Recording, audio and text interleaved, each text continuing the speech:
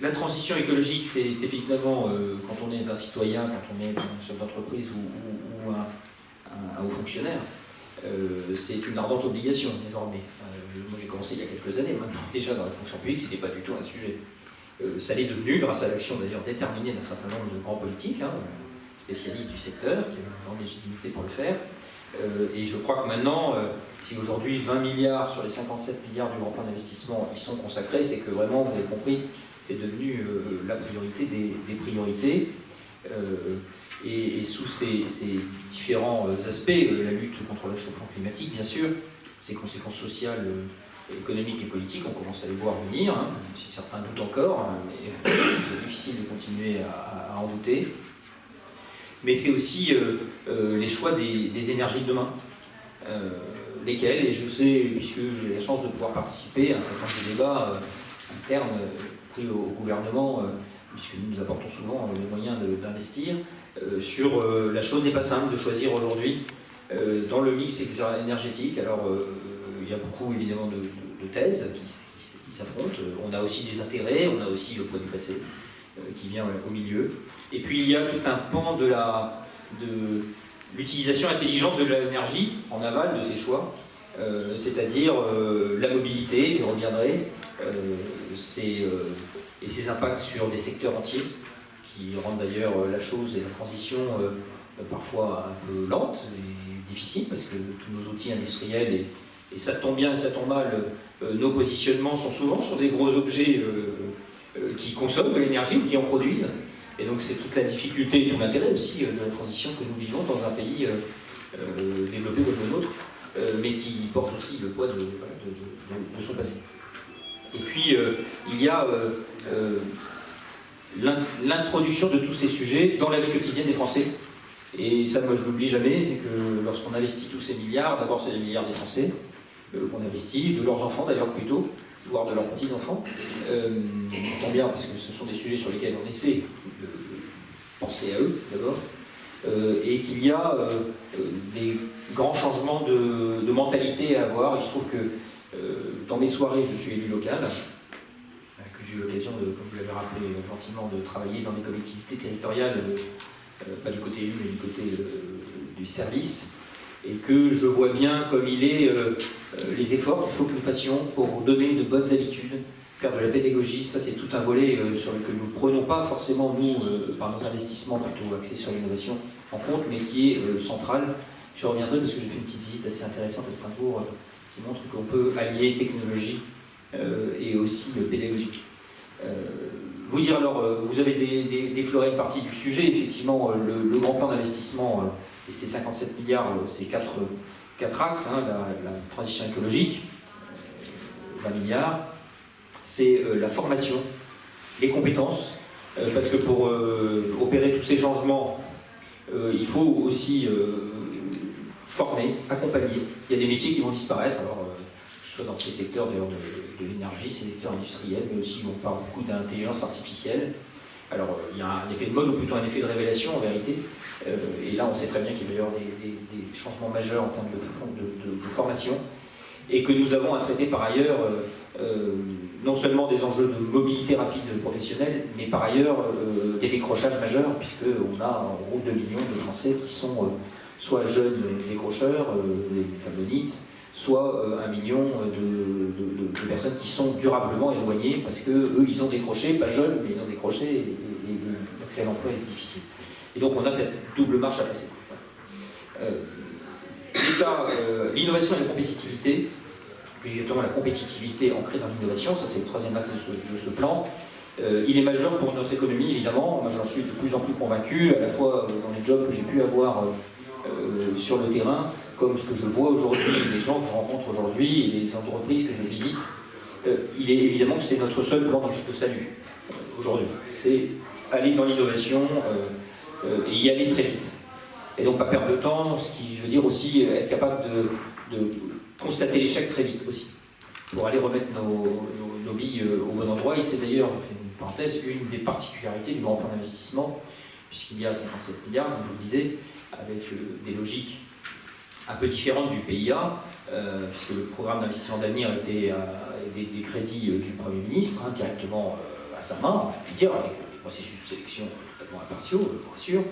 Le grand plan d'investissement, il est remis au ministère, ce qui est à la fois une marque de confiance et de responsabilisation des ministères, qui étaient un peu à la tiette de crédit d'investissement depuis pas mal d'années.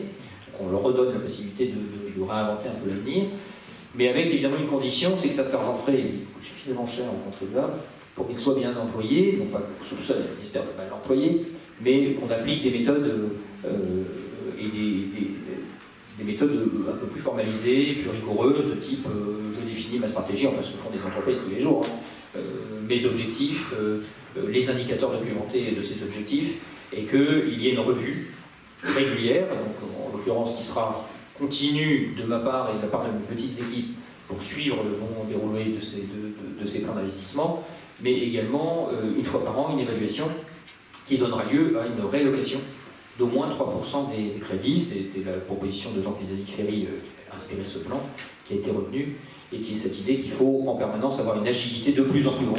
Donc cette agilité, cette rapidité de réallocation entre des affaires qui ne décollent pas et puis des affaires qui décollent très bien et qu'il faut plutôt aller aider. Voilà. Donc ça c'est aussi le reflet de la rareté des ressources. Et ça, encore c'est assez inspiré évidemment de l'économie et de la microéconomie des entreprises. Et je pense que c'est bien, et d'ailleurs ça reçoit un bon accueil dans les ministères. Et puis le troisième plan, c'est l'État à l'âge numérique. Ce qui est intéressant, c'est que ces quatre axes, en vérité, ont tous à voir avec la transition écologique. Alors le premier, naturellement, je reviendrai plus en détail. Le deuxième, je l'ai explicité, l'innovation, elle est évidemment, on a une carte à jouer dans ces secteurs. J'en parle un peu sur quelques exemples. On a des magnifiques équipes de recherche, on a des entreprises qui sont très en pointe et qu'il faut aussi booster et démultiplier ces secteurs dans lesquels nous gagnons. Et puis l'État, c'est aussi très concrètement, non seulement quelques économies sans doute à la clé, mais c'est aussi des changements de comportement de travail. Grâce au numérique, on va, moi je le vois puisque j'ai signé quelques télétravail, autorisation de télétravail, ça se développe à une vitesse grande dans l'administration. Et ça c'est grâce évidemment au numérique, à la numérisation des processus qui est en train d'accélérer. Tant que vous ne pouviez pas accéder aux documents, vous ne pouviez pas faire le boulot. Je pense que demain, des services de comptabilité le feront. Moi, je suis adjoint aux finances, vous voyez, dans une collectivité. Je signe désormais tous les mandats de la collectivité le soir, peu tard en général.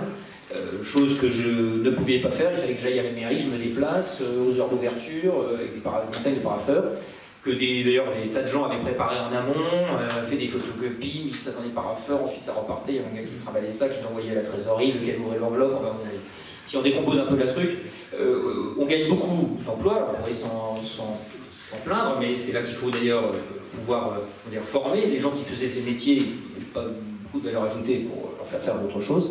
Mais surtout, on a gagné beaucoup de temps dans les délais de paiement et beaucoup d'équivalent de tonnes de pétrole, parce que moi je me balade plus avec ma moto dans tout Suresnes pour aller, c'est Suresnes, pardon, je crois que la ville est bien. C'est une très bonne ville néanmoins. Bien tenue pour les finances, j'espère en tout cas. Un peu de ça. Et donc voilà, là il y a des impacts majeurs en termes de déplacement des usagers. Vous n'êtes plus obligé d'aller si souvent à la mairie. D'ailleurs, j'espère que ce ne sera pas comme les banques, on va pas finir par les fermer. Mais c'est vrai qu'on n'a plus besoin d'aller à sa mairie, plus besoin d'aller à sa banque. Voilà. Bon, je ne détaille pas, mais ça a des impacts majeurs en termes de transition écologique et d'utilisation de l'énergie. Alors ça, il y a des choses qui baissent, et puis on le voit bien, parce qu'on investit beaucoup dans ces sujets en ce moment. Il y a d'autres qui vont augmenter, c'est tout le débat, vous savez mieux quiconque, du basculement des énergies, des usages de l'énergie. Bon, l'automobile électrique va évidemment aspirer une quantité considérable d'énergie.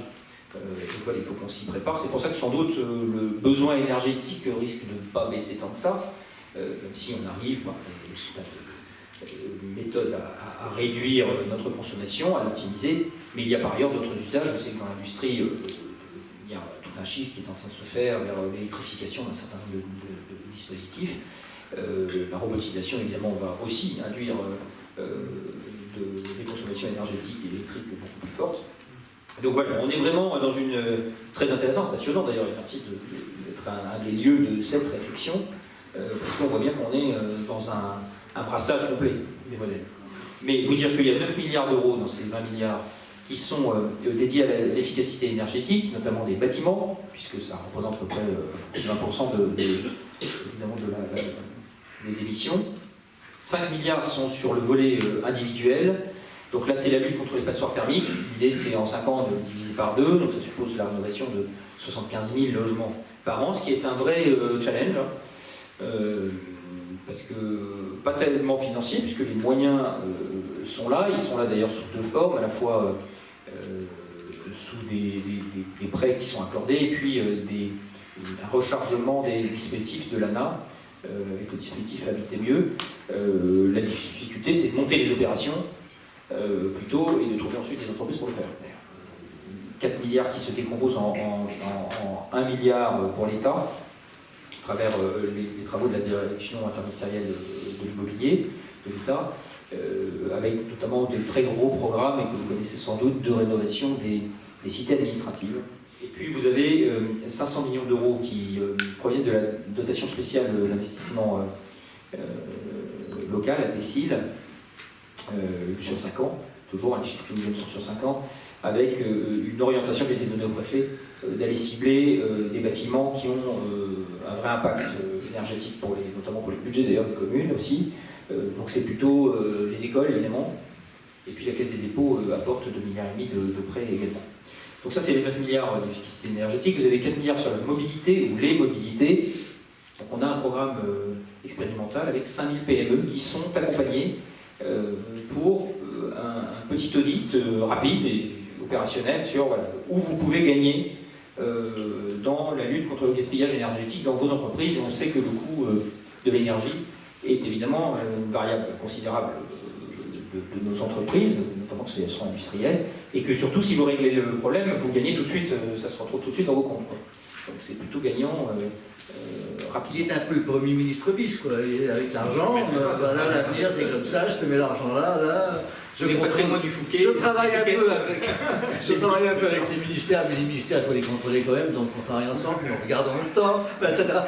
Bon, et puis j'aime bien votre passion pour tout ce que vous faites, votre intérêt, votre curiosité, donc ça c'est vraiment tout à fait intéressant. Donc moi j'ai passé une très très agréable matinée, j'avais envie de parler toutes les 5 minutes, de dire ah ben non, là quand même pas, il faudrait plutôt regarder là-dessus, etc. Donc c'est passionnant, on restons en relation si vous voulez bien, nous discuterons peut-être énergie plus.